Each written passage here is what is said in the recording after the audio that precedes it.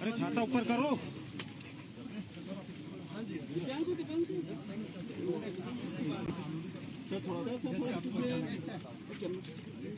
Yes sir.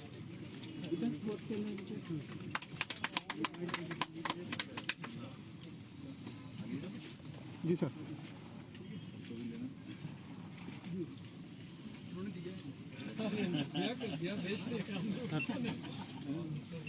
हाँ धक्का नहीं चल चल चल चल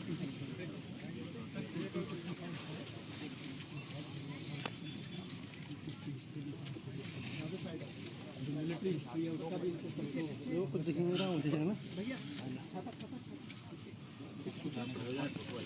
बिल्कुल बिल्कुल बहुत अच्छा लगा। चले आप थोड़ा आप लोग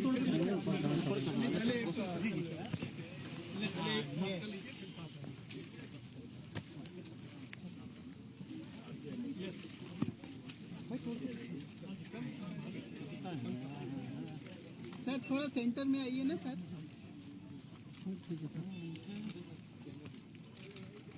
थैंक यू सर। अजी सर दिख रहा। भारत माता की जय। भारत माता की जय। भारत माता की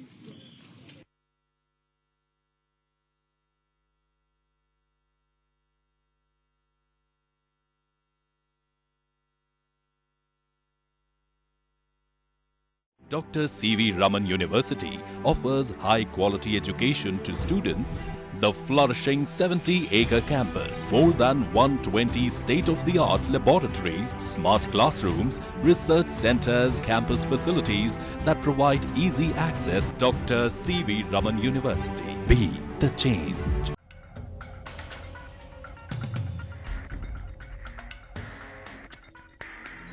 छत्तीसगढ़ में मानसून अपने पूरे सबाब पर है। प्रदेश भर के कई जिलों में बारिश से लोग हलकान हो चुके हैं। उफनती नदियों और नालों ने कोहराम मचा रखा है और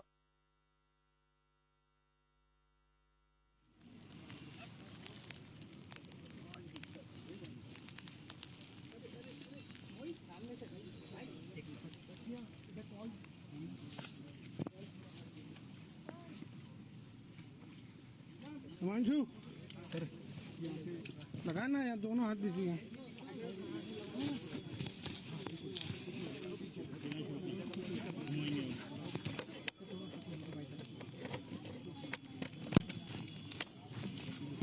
चेक करना लेवल चेक करना।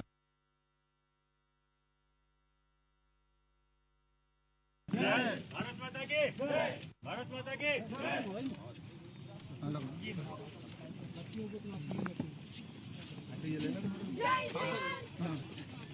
मीडिया बाइट के लिए बुला दीजिए। मीडिया बाइट के लिए आकाश जल्दी रोल रोल जी सर। सर आज लगने तो सब पीआर रोल बोल रहा है।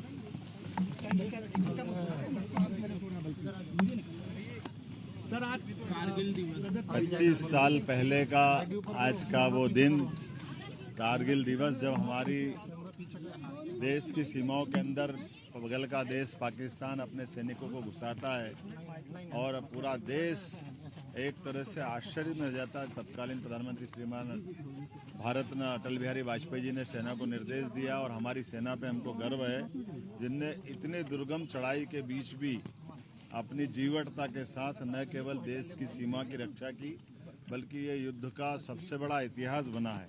इतनी हाइट पे दुश्मन हो और दुश्मन के तमाम चुनौतियों के बीच न केवल हम अपनी वापस टाइगर हिल्स पर झंडा फहराते हैं बल्कि विजय की गाथा लिखते हैं। ऐसे अप्रतिम बलिदान के योगदान के सेना के साहस के एक अद्वितीय युद्ध में जीत का भारत का नया इतिहास बना है। मैं 25 साल हो गए, ये बहुत कठिन युद्ध था।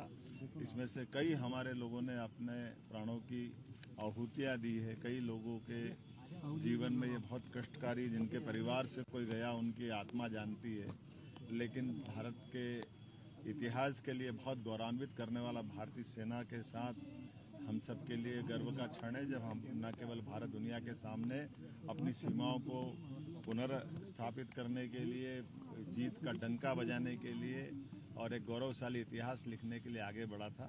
मैं ऐसे सभी अमर शहीदों को विनम्र श्रद्धांजलि भी अर्पित करता हूं और सेना को बधाई देता हूं। देश उनके साथ खड़ा है। जब भी चुनौती आएगी, सेना हमारी सब तरह से समर्थशाली है। वो हर कठिन परिस्थिति में विजय का डंका बजाती है। बहुत बहुत बधाई।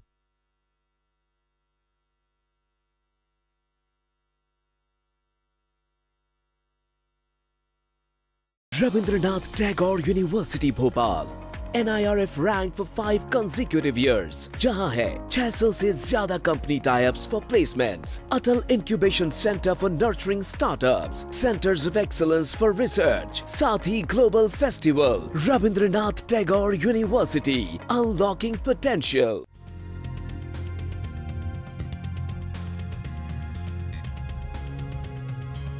देश भर में इस वक्त मानसून अपनी पूरी रफ्तार से आगे बढ़ रहा है। कई राज्यों में भारी बारिश से जनजीवन प्रभावित हो रहा है। वहीं अगले 2 दिनों में गुजरात, महाराष्ट्र,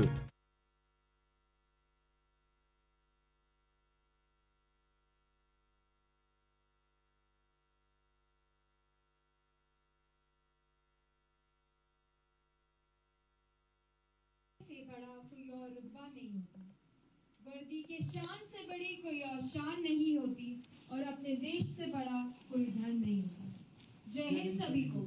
मैं लांस कॉर्पोरल रियाना थॉमस और मैं लांस कॉर्पोरल अमिताभ शुक्ला आप सभी का कारगिल विजय दिवस की 25वीं सालगिरह के इस जश्न में स्वागत करते हैं।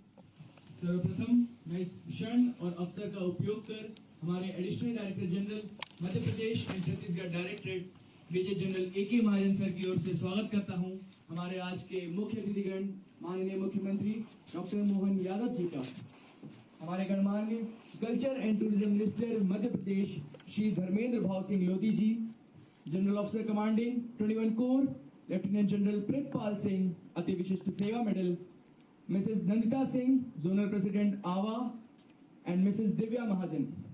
आप सभी का शामिल होना हमारे लिए अत्यंत गर्व की बात है। आपकी उपस्थिति हमारे लिए प्रेरणा और उत्साह का स्रोत है। हम यहाँ अपने देश के इतिहास में एक महत्वपूर्ण क्षण ऑपरेशन विजय, कारगिल युद्ध का सम्मान और उसे याद करने के लिए एकत्र हुए हैं। ये वो दिन है जो हमारे सैनिकों की बहादुरी और बलिदान को दर्शाता है, जो हमारे देश के लिए एक रक्षा कवच के रूप में खड़े थे। ऑपरेशन विजय न केवल हमारे सशस्त्र बलों की वीरता का प्रमाण है, बल्कि अपनी संप्रभुता की रक्षा के लिए भारत के अटूट संकल्प का भी प्रदर्शन है। कारगिल की जीत भारतीय सशस्त्र बल के युद्ध कौशलता का उदाहरण है। जहां भारतीय सेना और भारतीय वायुसेना की युद्ध में अहम भूमिका रही, वहीं भारतीय नौसेना ने भी समुद्र तटों में दुश्मनों के लिए अवरोध पैदा कर अपना अहम योगदान दिया। आइए इस ऐतिहासिक संघर्ष को आकार देने वाली घटनाओं के घटनाक्रम के माध्यम से यात्रा करें। अप्रैल 1999 जम्मू और कश्मीर के कारगिल जिले की शांतिपूर्ण शांति अचानक बिखर गई। ऐसी रिपोर्टें सामने आने लगी कि पाकिस्तानी सेना और आतंकवादियों ने भारतीय क्षेत्रों में घुसपैठ की और सभी मुख्य शिखर बिंदुओं पर कब्जा कर लिया। शुरू में इस घुसपैठ को एक छोटी झड़प माना गया, लेकिन जल्द ही इसका रुख बदलने लगा। सबसे पहले पाकिस्तान ने कश्मीर के भारतीय नियंत्रित क्षेत्र में सेना की घुसपैठ की और रणनीतिक स्थानों पर कब्जा कर लिया, जिससे वे Srinagar Leh national highway NH1 को अपने तोपखाने की गोलीबारी के सामने ला सके। 9 मई पाकिस्तानी सेना ने भारी गोलाबारी से पाकिस्तान में भारतीय मिसाइल डम्स को नुकसान पहुंचाना शुरू कर दिया। द्रास, काक्सर और मुश्को सेक्टर्स में लोकल कंट्रोल के पार कई प्रवेशों की पुष्टि की गई। भारत ने कश्मीर घाटी से अधिक सैनिकों को कारगिल जिले में भेजा और जवाबी कार्रवाई के रूप में भारतीय वायुसेना ने संदिग्ध घुसपैठियों के ठिकानों पर हवाई हमले शुरू कर दिए।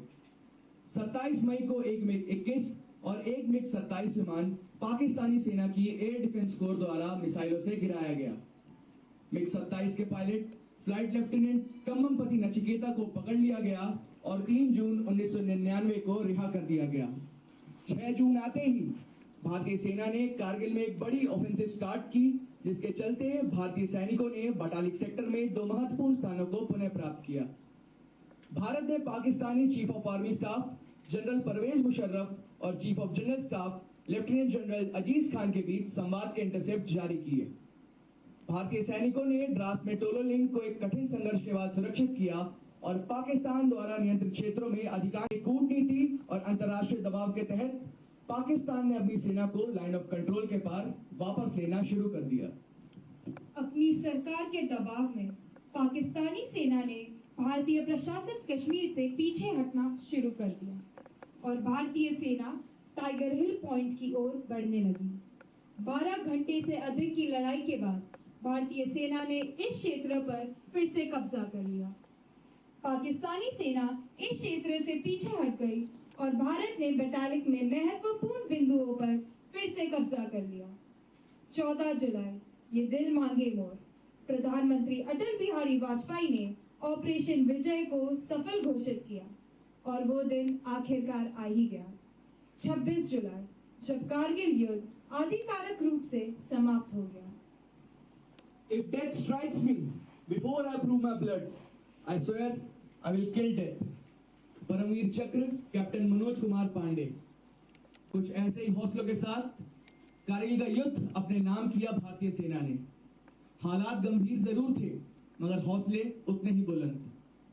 कारगिल युद्ध में लड़ने वाले सैनिकों को कुल 300 वीरता पुरस्कार दिए गए, जिनमें से 4 परमवीर चक्र, 9 महावीर चक्र, 72 वीर चक्र और 190 सेना मेडल है। ये 4 परमवीर चक्र के प्रापक हैं कैप्टन विक्रम बत्रा, मरणोपरांत Jammu and Kashmir rifle, lieutenant Manoj Kumar Pandey, मरणोपरांत 1st battalion 11 Gorkha. 13 JAK rifle के राइफलमैन संजय कुमार और 18 ग्रेनेडियर्स के ग्रेनेडियर योगेंद्र सिंह यादव, जिन्हें टाइगर ऑफ टाइगर हिल के नाम से भी जाना जाता है, परमवीर चक्र से नवाजे गए।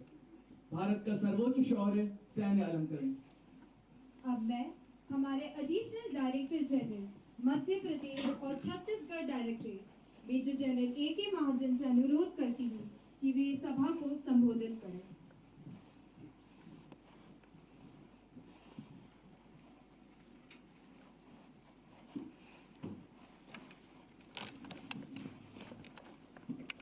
माननीय मुख्यमंत्री doctor Mohan Yadav ji, tourism minister ji, lieutenant general Kripal Singh, Vishesh Seva medal, major Sharad Srivastava, chief of staff 21 corps, major Sumit Khaptiyal, GOC सवेरिया, all ladies, officers and my dear friends. सबसे पहले तो मैं उन देश के वीरों को नमन करना चाहूँगा जिन्होंने कारगिल लड़ाई में अपनी शहादत हासिल की। मेरी तरफ से उन सबको नमन, जिन्होंने कुछ भी एक भी औटे का भी उनको मन में शक नहीं आया कि हम देश की रक्षा के लिए अपनी जान का निशान करें। उसके साथ साथ मैं उन माताओं को भी शत शत नमन देना चाहूँगा जिन्होंने ऐसे वीर पुत्र पैदा किए जो देश की रक्षा के लिए हमेशा तैयार थे और लड़ाई के अंदर शहीद हुए। इन सबको मेरी तरफ से शत शत करना। हर सैनिक का एक ख्वाहिश होती है कि उसके कार्यकाल के दौरान जब वो फौज के अंदर है कि लड़ाई एक अच्छी बात नहीं है, पर एक सैनिक जिसे ट्रेन किया जाता है उसका हमेशा एक ख्वाब रहता है कि उसके कार्यकाल के अंदर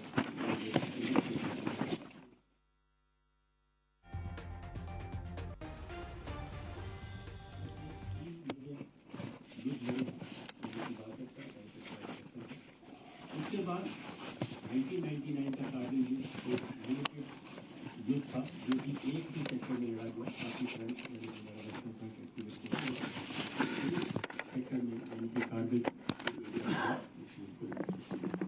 पर ये उन युद्धों में से है जिसमें देश की, और ना ही देश की बल्कि इंटरनेशनल लेवल पे, वर्ल्ड लेवल पे माउंटेन वॉरफेयर को एक नया रास्ता दिखाया कि माउंटेन पहाड़ियों के अंदर कैसे लड़ाई की जाए। आप जानते हैं यूक्रेन को युद्ध को कितना टाइम हो गया, इजराइल पैलेस्टाइन के युद्ध को कितना टाइम हो गया है, पर ये युद्ध 3 मई 1999 में शुरू हुआ और आज के दिन यानी कि 26 जुलाई 1993 को इंडियन आर्मी ने डिक्लेयर कर दिया कि जितने भी पाकिस्तानी रेगुलर आर्मी के फोर्सेस, यहाँ पे मैं बताना चाहूँगा कि पाकिस्तान ने कभी नहीं माना इनिशियली स्टार्टिंग में कि ये उनके रेगुलर आर्मी की आदमी है, हमेशा ये बोलते रहे कि ये घुसपैठिए हैं।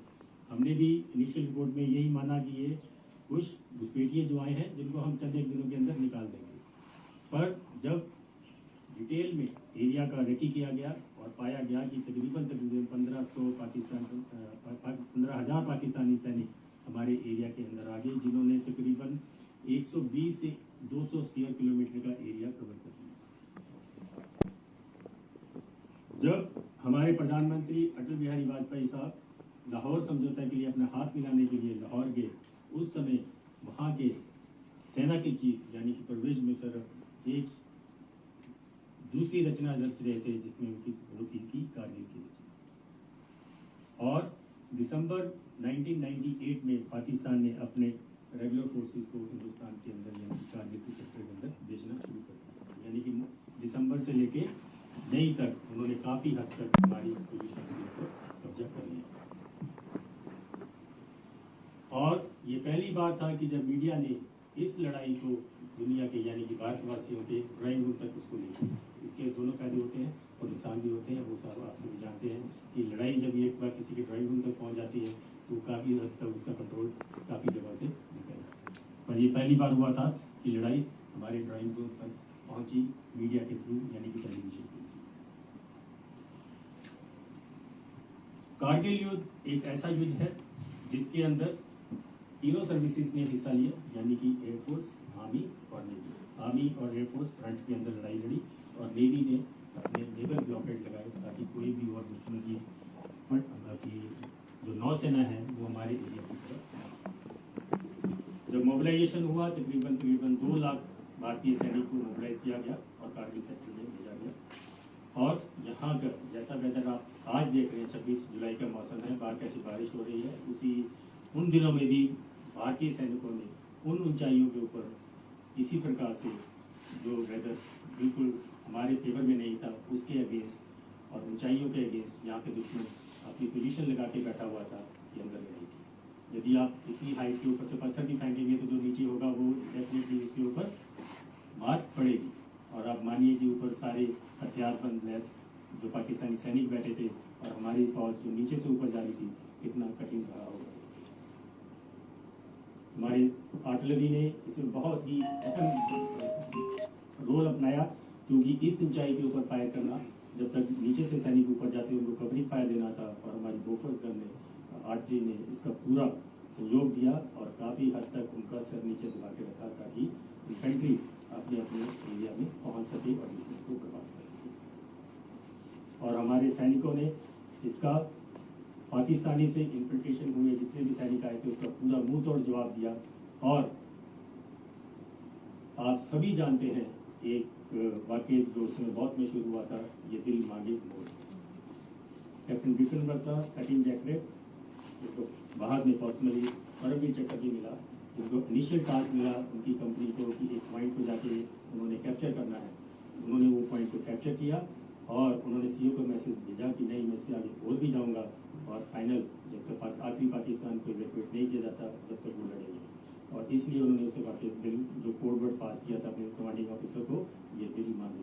ये हम सभी जानते हैं कि ये दिल मांगे का मतलब कहता है कि नहीं, वो यहाँ ही नहीं रुकेंगे और भी आगे बढ़ेंगे, और जब तक आखिरी पाकिस्तान को भारत की गति से नहीं उखाड़ देंगे तब तक वो लड़ते रहेंगे। और लड़ते लड़ते उन्होंने अपने प्राण को निशाना दिया।